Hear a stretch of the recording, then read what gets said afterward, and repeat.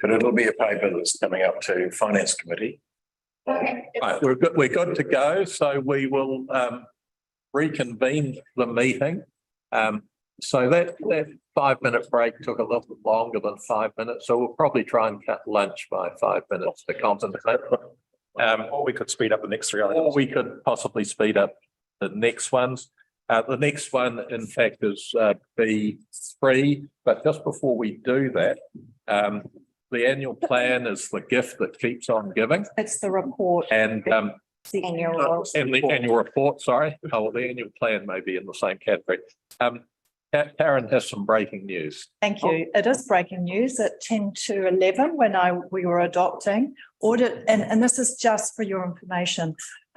Audit New Zealand submitted their unmodified audit opinion signed, which is good news because we had a draft before. So we were needing the signed copy today. We have that. However, they want us to make one minor change to the annual report before we publish it. So I just have to let you know that that's what they've requested. It doesn't change anything. It's just a classification issue on note 11, which is on page, if we wish to, but I know it's a bit of an ask to jump there. In fact, you know, if I can get to Page, Karen. yeah, I'm just trying to find the page. It's on page 35. It's note 11 and it's our investment categories. And the auditors have, we had an audit point that was not clarified during audit, and they have apologised for not clarifying the point. Point is that on the note 11 investments table is the amount we have under non-current portion of liquidity. Investments moves up to the current portion. So it's a financial classification of our liquidity statement. It's just moving up from one line to another. Because what from, so which one was it? So note 11, Yeah. the 4 million goes up Up to there. Thank you, Karen. So you will send an email just spelling it out. By the annual report and publish it. It doesn't need any further action. Oh, that's good. Thank you. The good news is we've just received the audit opinion. But there are a couple of councillors who are not here. So if you were able to do that email, then we're all in the same loop. If we weren't being recorded, I'd make a comment. But thank you, Karen. There, Karen, you probably add me in as a councillor for Greytown Ward as well. What's that, sorry? Add one in as a councillor for Greytown Ward. It's a good idea. What are you missing? Apparently I'm only on the community board, but Oh, Back in 21, 22. well, you were, weren't you? yes, I was. Yeah, well, I was on both. Both, yes, that's I'm not in the Greytown Ward. I want to just add the name. right. Stefan, can you join us and talk about waste management, please?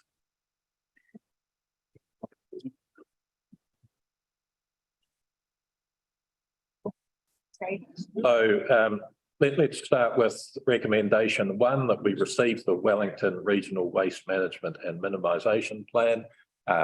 Councillor Plimmer is moving it. I will second it. All in favour, please say aye. Aye. Okay. Would you like to introduce it? Yeah, thank you, Chair. This is a fairly simple ask, I hope. We are asking Council to consider delegating the consultation process to the Wellington WMMP Joint Committee. So they would run the consultation, the special consultative process as required under legislation on behalf of all 8 councils. And the reason for that is that it would be done more efficiently that way. They believe that's an effective process, and it would ensure consistency across the region, which is deemed to be a good thing. If you agree with that delegation of the consultative process, that doesn't mean that you won't see the product both before and after the consultation period. And as it notes there, you'll following the consultative process, the joint committee will provide a report back to council recommending that the council adopts the Wellington Regional Waste Management Plan. Thank you very much. I'll just in case she has to run away in a hurry, I'll invite councillor Gray for thoughts. Yeah, I don't have a lot of thoughts around this other than that I'm supportive of delegating to them for the consultation process. Part of the looking at it from a regional perspective rather than an area perspective is that there's potential for a lot of resource sharing across the region. And it's hard to capture that if we're narrowing it focus a little bit too much. So yeah. And I also think that most other councils in the region are already jumped on board. They have. Yeah. Very much. Any other comments? Okay, in that case, we'll, councillor Woodcock. So by delegating this to them, does that mean we're completely tied through any contractual obligations they come up with or anything down the track, or do we still end up having control over who gets what contracts as long as we do it to the plan? Is that how it works? So this is, sorry, through you, Mr. Chair. This is just for the consultation part of it. The waste management plan sets standards of how things should happen, and then it's on us to meet those standards. It's not about, you know, like how we have with Wellington, that it's outsourced to one main body. That's a different thing. That's right. Yeah. Thank you very much. Okay, let's proceed to the motion, which is that we receive the Wellington Regional Waste Management and Minimisation Plan. All in favour of receiving it, please say aye. Aye. We now come to the approved delegation to the Wellington Regional Waste Management and Minimisation Plan Joint Committee. Bit of a mouthful there. And councillor Plimmer is moving that. Councillor Olds is seconding it. Councillor Plimmer, any comments, thoughts? No, I suggest you approve it. Let's move on. Okay, don't see any comments. So all in favour, please say aye. Aye. Excellent. Right. All of a sudden we're skipping. Good. Keep going. Ahead. So Keep going. We've got your lunchtime back. Yep. There you go, Colin. lunch. Yes. Excellent. So we come to item B4, which is support for the interim chief executive. And there is a very brief report there, page 301.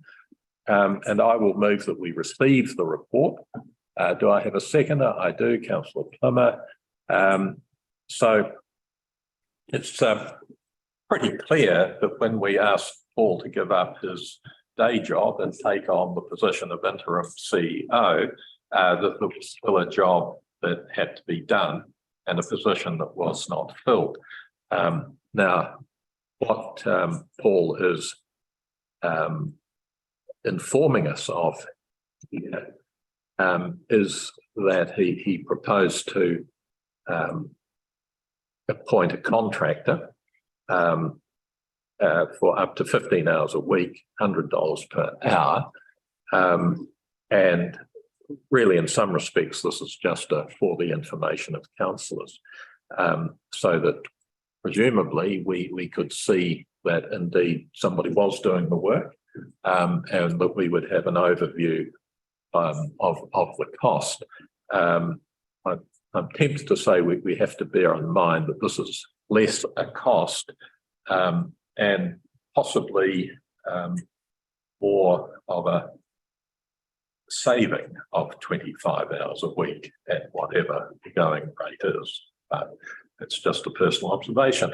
Now, that's good. So, If I may, Mr. so Councillor Plimmer, if you would. Well, we'll let the second. No, I think it speaks for itself, and I think we should just approve it. And Thank you.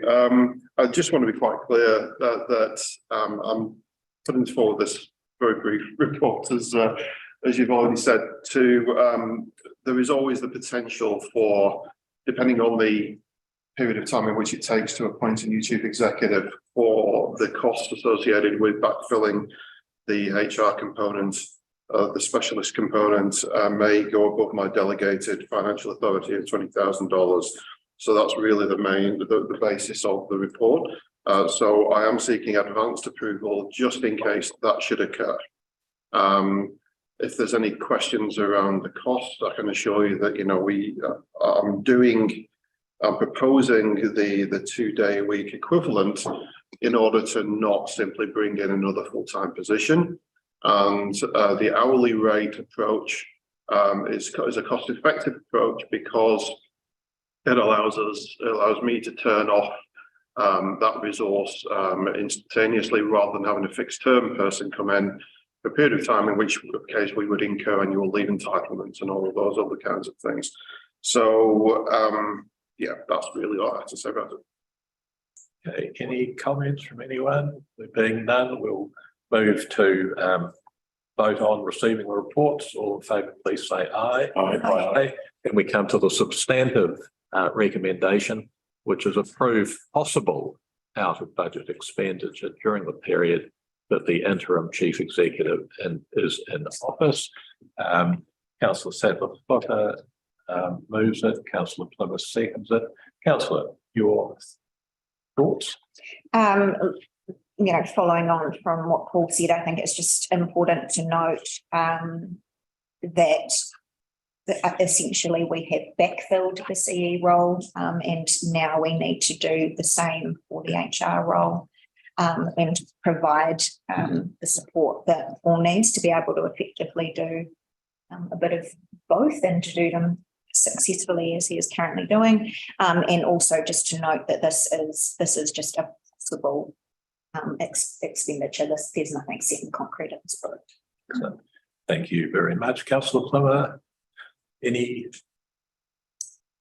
I'm pretty happy with Paul's role too. It's great, Paul, but apart from the fact that the English seem to be taken over.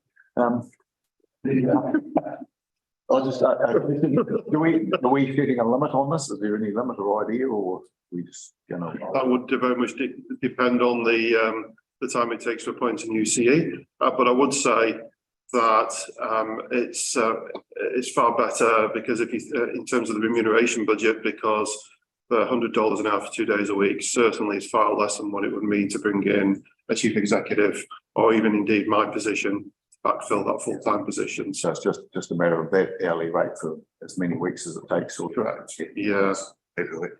But my rough estimate was that we'd possibly end up spending about $30,000, but that depends on other factors. Okay, any other observations? Okay, all in favour of approving the possible out of budget expenditure during the period that is the interim chief executive, please say aye. Aye. And against? Okay, that is carried. We now come to the adoption of the Easter Sunday shop trading statement of proposal, page 303.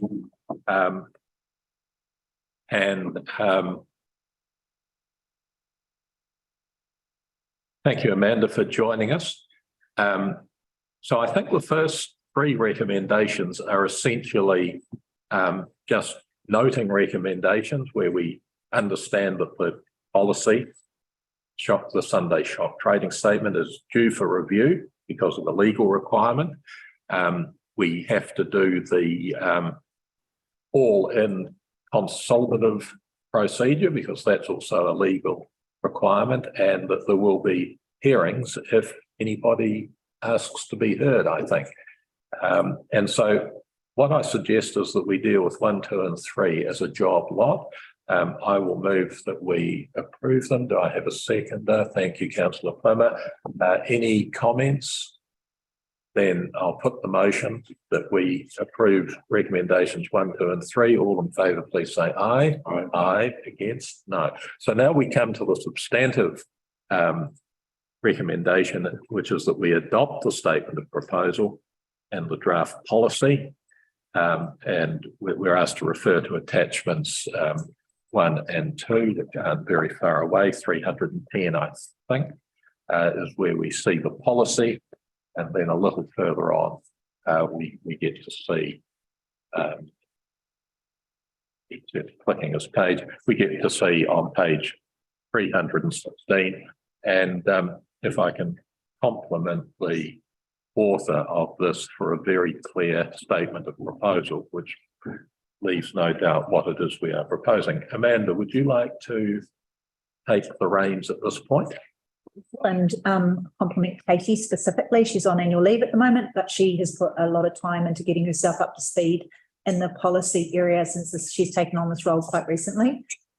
Easter Sunday trading hours, if we don't have a policy, shops aren't open, so it's easier to have a policy that enables shops to make the decision for themselves. Katie has been and talked to some of the key stakeholders already informally, and they've indicated they would like the status quo to continue. So this proposal basically goes out and says to a wider group of stakeholders, the public, you know, is that what you want? It's pretty clear. Happy to answer questions. Can I just ask a question? In the time that the current policy has been in force, do you recall any adverse comments? That might be a question for Rick, who oversees this part, or Russell, I don't. Been here a while, I understand. Sunday trading hours policy, do you recall it ever being the subject of contention, objections, or? Mr. Mayor. Come and join us, we've got plenty of chairs. Thank you for the question.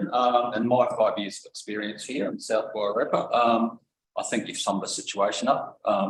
Not a matter of great intention or topical issue. So my simple summary is you're correct. Well, thank you very much. Councillor Rolls. Your Worship, I was quite involved in this policy when it was first adopted some years ago as a councillor, and I have recognition of people submitting and also being involved in the hearing side of the deliberations afterwards. There wasn't much pushback at all. In fact, our community, certainly from the retail sector, were welcoming this change. And from memory, and I'm stretching back, it's quite a few years ago now, there were no major objections to what we currently have now. So, Councillor, I just thought I just wanted to ask, I mean, this one strikes me as something that we could be doing as a LAP across the whole district. Why don't we have one policy that for the whole of the Wairarapa? So my understanding is that we're consistent with the other two councils, but it's not one that so some of this is around timing of review process. And so Katie's been looking at the ones that we might be able to align with a bit of tweaking. This hasn't been one of them. And the issue with this one is if we don't do it before next Easter, it goes. And we don't have it in place, which means shops can't have the option. And that. Yeah, I understand that. Yeah. It just strikes me that a number of these things that are affect across the Wairarapa, we should just be doing, like our alcohol policy, for example, and these things that, you know, consistency across the whole district is what we want to be aiming for, not separatism. Yep. And we're looking for opportunities to do that. This isn't one of those at this point because of the timing of our change compared to the review period. But that's something we can look at trying to align in the future. Yeah, I endorse Councillor Plymouth's observation there. Councillor Whitley. Yeah, I think Alice makes good points here too. Thank you, Woody. But on probably the other side of the camp, I'm very much one of these people that think shops don't need to be open every day of the year. People should spend more time with family and kids, etc. I look at bakeries like Level Bakery, for instance, never opens on a Sunday because of their release nights. You give them kudos for that because they can make a hell of a lot of money on that day. I also know other cafe owners and business owners that purposely won't open on days like, for instance, Boxing Day, back afternoon and that, purely because they think it should be a day of reflection or time for the family and kids.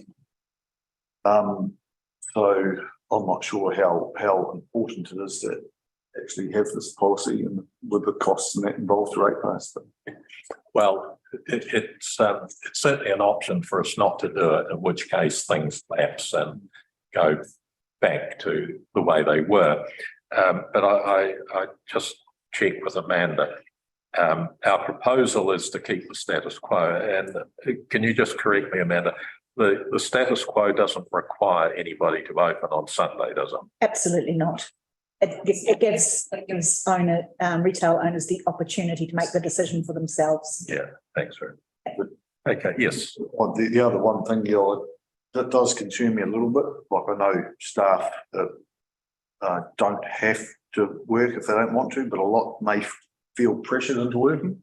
And as it's not actually a public holiday, and I think this ends up being no benefit for anybody other than the owner of the business. So Easter Sunday is a public holiday. No, it's not. According to what's in the document, it is not a public holiday. I'm sure Sunday is a public holiday. No, it is a public holiday. It's not, Um, it's not a paid public holiday apparently. Because you pay double time and day and lieu. I think, could I just say something on that? I think staff have the option to opt out of working on the Sunday without providing a reason why, Yeah. if they choose not to work. Yeah, but from what I believe and what I read, Boz, you might know more about this, is that they don't actually get paid holiday pay or double time and lieu or anything like that for working on that day. So technically it's not a public holiday for No, them. There's no. Correct, yeah. Yeah. No, Easter Sunday is treated as a normal day. The public holiday falls on the Monday. However, they are not obliged to work on the Sunday if they choose not to, and they do not have to provide a reason why. Thank you, You Councillor. can't force your staff to work if they don't want to on Easter Sunday. No, thank you very much. Sorry. Right. Monday's a holiday. Okay, well then let's proceed to the motion itself, that we adopt the statement of proposal and the draft policy for consultation using the special consultative procedure with the community. We have a mover, Councillor Plimmer, Councillor Sadler-Potter seconds it. Anything you wish to add? All in favour, please say aye. Aye. And those against? One against. Thank you very much. So, believe it or not, we're strictly halfway through the agenda and it's lunchtime. I believe. Wonderful. But We managed. as I expect that possibly there is no lunch there. Or It's is been there? delivered around this time, About but this I time. don't think that they're quite. So let's carry on to dangerous, affected and sanitary buildings while Amanda is still with us. And now we're coming to page 319. And again, we have three noting recommendations that we note that the policy is due for review. Again, a legislative reason. Note that we have to use the special consultative procedure and note that if people ask to be heard, there will be a hearings committee. So I will move all three and Councillor Elam's seconds that. Any comments? All in favour, please say aye. Aye. And now we come to the paper itself and I'll invite Amanda to get us through it, please. I'm not an expert in this area. Russell might have things to add, but Katie has worked quite comprehensively with Sarah, the building manager, on the review of this policy and bylaw. Just noting that we've had some informal conversations, particularly with the community boards and particularly Featherston Community Board, because we have noted the issues that have been raised in the past and about the state of some buildings in Featherston and the community's desire for council to address that. This mechanism is not the mechanism that allows us to do this. It's quite controlled by the Building Act. And we've been really clear with the community, particularly that we'll need to help them to help us have those conversations when we go out for consultation. And that's it? Yep. Thank you. So can I just make it clear again that actually what we are proposing here is very, very, very close to what our current policy is. And if you look at 331, you will see that there are 4 changes, none of which I suggest either alter it in any great way. I would just like to be assured that minor modifications can't be treated as if there were no modifications, we could just accept the current policy and continue. I'm reasonably assured about that. Yep. Many pieces of legislation have a statement that says if there are only minor alterations, you don't consult. And it seems to me these are in that, and I just express my concern about the number of times we're consulting people these days. Yeah. Are you able to comment or? I need to double check that with Katie on her return to leave. But we sat down and went through, and she did talk to each of the managers that are involved in each of the. We've got a bylaw or a policy that requires consultation. Do we actually need to consult? Because we do not want to be consulting if we don't have to be. I think one of the big things for this is there has been a change to the Building Act, and that even though it might seem minor to us, that requires, that's my understanding at this point, is that does require consultation, but I will double check. Thank you, Paul.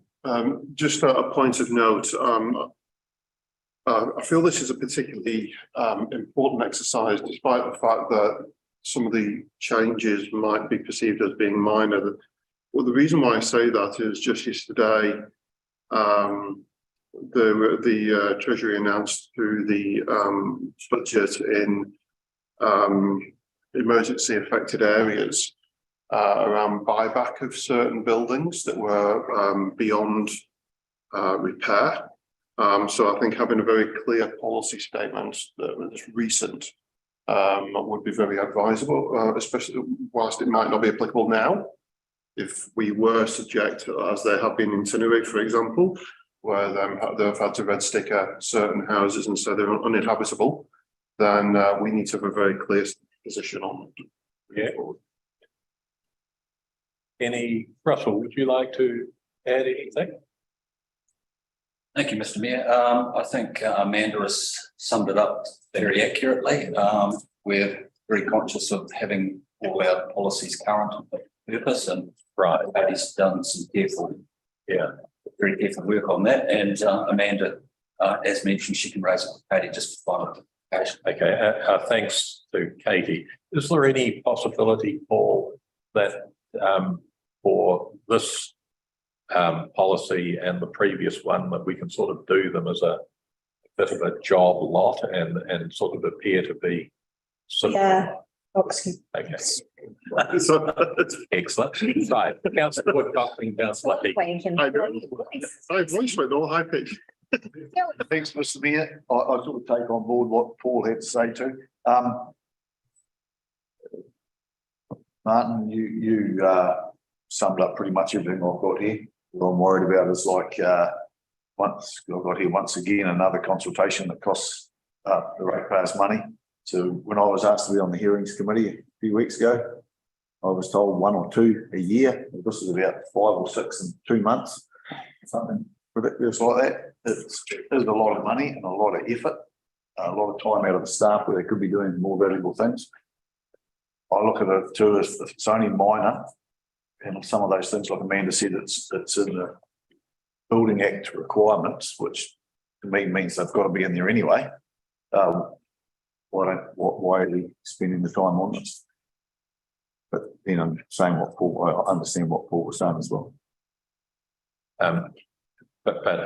We've discovered a simple way to allow us to avoid being on the hearing committees. All we do is get our wife to come along and make us. Councillor Elands. Thanks for that. On page 327, para A and para B, there's comments there about SWDC would consult the owner of the building, inspect the building and site, and may also seek advice of Foreign Ministry New Zealand. And then para B as well, these, another comments about taking into account the advice or recommendations of. No doubt, PINs are operating under, fire regulations or legislative, they'll have legislative, comment or mention about dangerous and unsafe buildings. Can we incorporate that into our policy? So rather than just mentioning it in here, consulting with FINS, can we take into consideration, what they've got in their legislation and their statute? Because if we're just going to be relying on the Building Act and the council policy, that's only like 2 legs. We've got or legislation under FINS to work with as well, or then we can, that might put us in a strong position to be able to deal with these issues. For you, Mr. Chair, a very valid point. We go through an accreditation, however, every couple of years as a building consent authority. We have to meet certain standards in terms of capability and audit. So we manage that entire process on behalf of South Wairarapa under the Building Act. Whereas FINS is probably more event-based. So in the event of an earthquake or whatever, that's what the emergency powers that they would be working to, where the BCA applies across just business as usual, day to day, and those circumstances as well. So certainly something we can explore. I think FINS also, while FINS also has, like you say, on the operational side of attending incidents and events, they also have a preventative arm as well, fire prevention, fire safety, educational kind of that sort of thing. So I'm just wondering as to whether we can link that into this process here, because they'll be looking at certain buildings all over New Zealand and saying we're not going to put firefighters into that building if there is a fire because it's unsafe for our staff. So therefore, if it's unsafe for their staff, it will also no doubt be unsafe for members of the public and communities from a fire safety perspective. I'm sure we could probably engage with FINS directly, couldn't we? Through you, Chair. At the beginning of the policy, it's got a list of the legislation that this policy covers. There isn't anything there about, I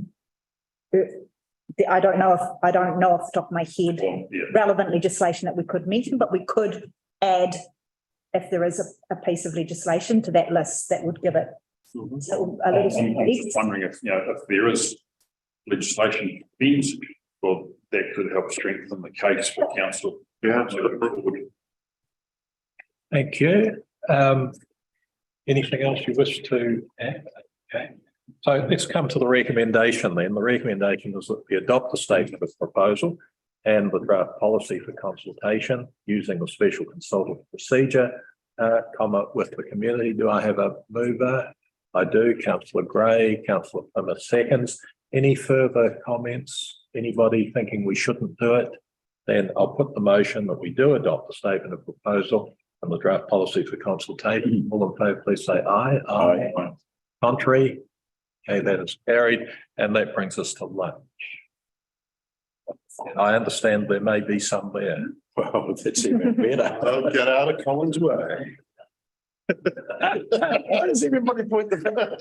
Unless it's key. Oh.